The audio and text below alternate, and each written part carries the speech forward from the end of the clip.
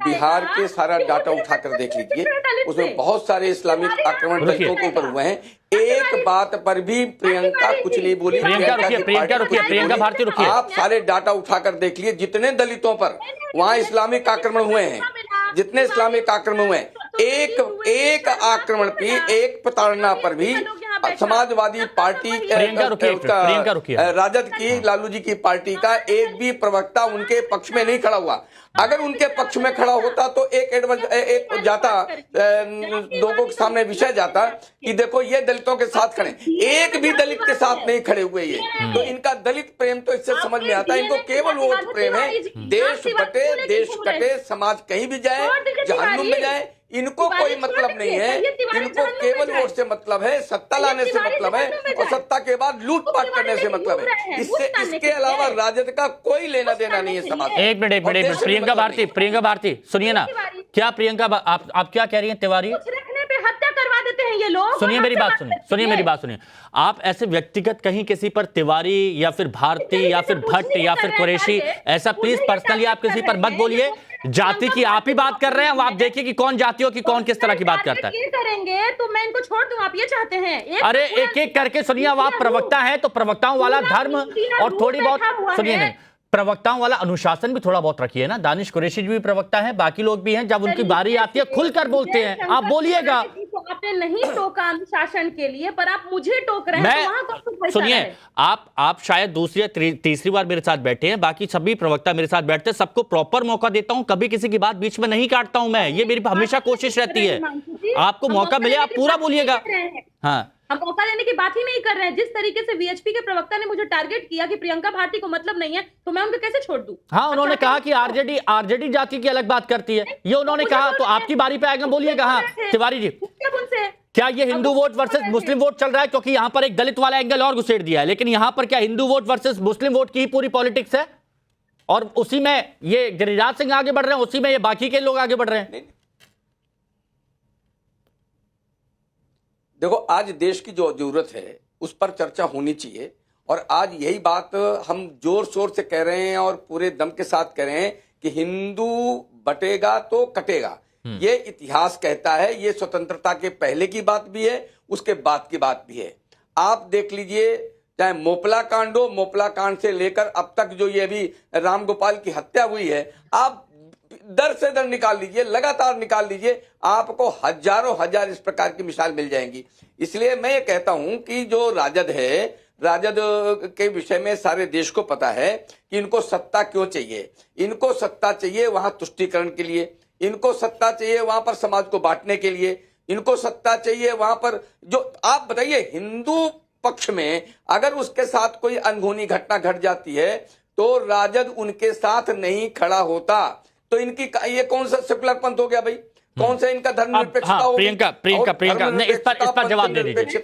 प्रियंका इस पर ये स्पष्ट जवाब दीजिएगा। देखिए, आप दलित वाले एंगल पर जाएंगी, लेकिन मैं ये चाहता हूं कि इस पर पर्टिकुलर जवाब दीजिए प्लीज। हाँ हाँ, अब मुझे ये बताएं, यादव हिंदू नहीं होता है क्या? बोलिए। जवाब देंगे, यादव हिंदू है या नहीं है इनके हिसाब से?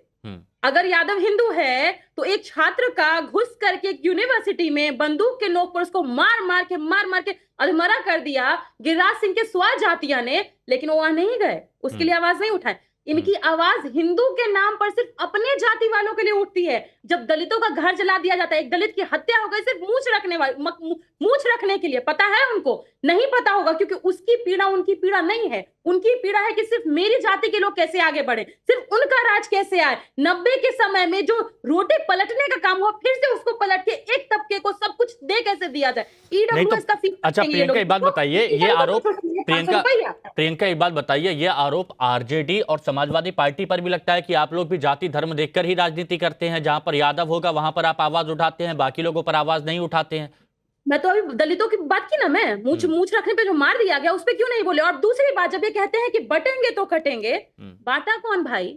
हम बांट लिए कि आपकी स्मृतियों ने बांटा, आपके पुरानों ने बांट दिया? हमको निर्धारित कौन किया कि हम नाले में उतरेंगे? अच्छा। और आप मंदिरों के चक्कर काटेंगे, आप वहां पे आराम से ऐशो आराम की जिंदगी जिएंगे? हम बांट लिए थे खुद को। सब बदला। ठीक है गीता भट्ट जी, यही अगर चलता रहा, यानी तुष्टीकरण और ध्रुवीकरण, तो फिर आगे क्या दिख रहा है आपको भविष्य?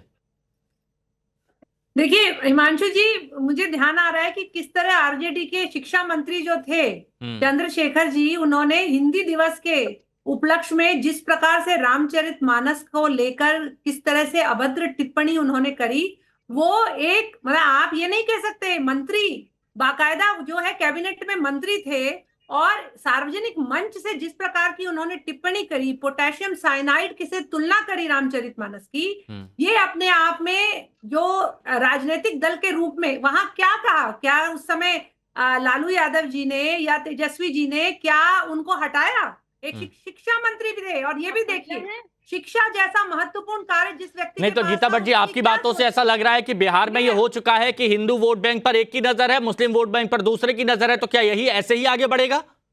देखिए सबसे बड़ी बात यह है कि लोकतंत्र में एक हम सभी को इस बात का अधिकार है कि हम अपनी बात समाज में जाकर रख सके, लेकिन उसकी कुछ सीमाएं हैं। उन सीमाओं के अंतर्गत अगर इस प्रकार की बातें करी जाएंगी कि आप जो है एक जो है समाज में अगर किसी भी प्रकार की असमानता है उसे दूर होना चाहिए, लेकिन आप उसे पाटने की बजाय बढ़ाने की प्रयास कर रहे हैं। तो और इस प्रकार की जो बातें मतलब ये खाई और बढ़ेगी, ये सीधा बोलिए ना, ये और बढ़ेगी, ये सीधा बोलिए। सोच को बताता है। अब आप भी इतना घुमा फिरा के बाद सीधा बोलिए कि ये खाई और बढ़ेगी, यानी ये अभी और चलता रहेगा ऐसा बिहार में, है ना? देखिए ये बिल्कुल ये बड़ा और ये दुर्भाग्यपूर्ण है। और अच्छा, ये कैसे रुकेगा कुरैशी जी? इस राजनीति को समझेगी। कुरैशी जी फाइनल कमेंट बताइए, कैसे रुकेगा ये? देखिए, रोकने के लिए तो आपको ईमानदारी से सरकार में काम करना पड़ेगा। ये खाई की बात कर रहा हूं मैं यात्रा की बात नहीं कर रहा हूं, कोई कंफ्यूजन ना रखिएगा, मैं ये खाई की बात कर रहा हूं। हाँ, मैं वही तो कह रहा हूं कि ये जो जिम्मा है ये सरकार का है, चाहे राज्य हो चाहे केंद्र हो। और जिस तरीके से ये लोग हालात बनाने की कोशिश कर रहे हैं, इसके खिलाफ तो मुझे लगता है कि और अगर अभी मुझे ये बताइए कि अगर ओवैसी साहब निकल के आते तो क्या हाल होता बिहार में? अभी उठा के जेल में डाल देते ये, या केस बना देते। आप लोग भी एकजुटता के लिए निकलते हैं, किसी को जेल में नहीं डाला जाता। एकजुटता तो आप लोग भी करते हैं, क्यों नहीं डाला गया? तिवारी जी आगे भी यही रहेगा? तिवारी जी शॉर्ट में प्लीज बताइएगा, आगे भी कंटिन्यू यही रहेगा एकजुटता पर ध्यान? देखो हिमांशु जी, हम तो हमेशा से हिंदुओं हिमांशु जी, हम तो हमेशा से हिंदुओं की संगठन की बात करते रहे हैं और हिंदुओं का चरित्र सर्वे भवन्तु सुखिनः की बात है। हिंदू ताकतवर रहेगा, स्वस्थ रहेगा, तो मैं समझता हूं कि देश स्वस्थ रहेगा। क्योंकि काटने, मारने, भगाने, लूटने, इस सब का जो परंपरा है वो हिंदुओं की पहले भी नहीं थी, आज भी नहीं है, आगे भी नहीं रहने वाली। इसलिए मैं हमेशा कहता हूं कि देश में हिंदू संगठित रहना चाहिए, स्वस्थ रहना चाहिए, मजबूत रहना चाहिए, देश सभी सुरक्षित रहेगा। और ये जो जातियों की राजनीति कर रहे हैं, देश को बांटने की बात कर रहे हैं, मुस्लिम तुष्टीकरण कर रहे हैं, इनसे देश अब सचेत हो गया है। और मैं राजनीति की भाषा की बात करूं तो हरियाणा आपके सामने एक बड़ा उदाहरण है, जिसको इन्होंने बिल्कुल सामने प्रतीक मानना चाहिए। हाँ ठीक है, जनता ने वोट दिया, लेकिन ये बात देखनी होगी कि हिंदू हो या मुस्लिम हो, सभी अगर एकजुट रहे तो देश हमारा और ज्यादा स्वस्थ रहेगा और ये सभी को समझना चाहिए। बहुत बहुत शुक्रिया सभी का हमारे साथ जुड़ने के लिए।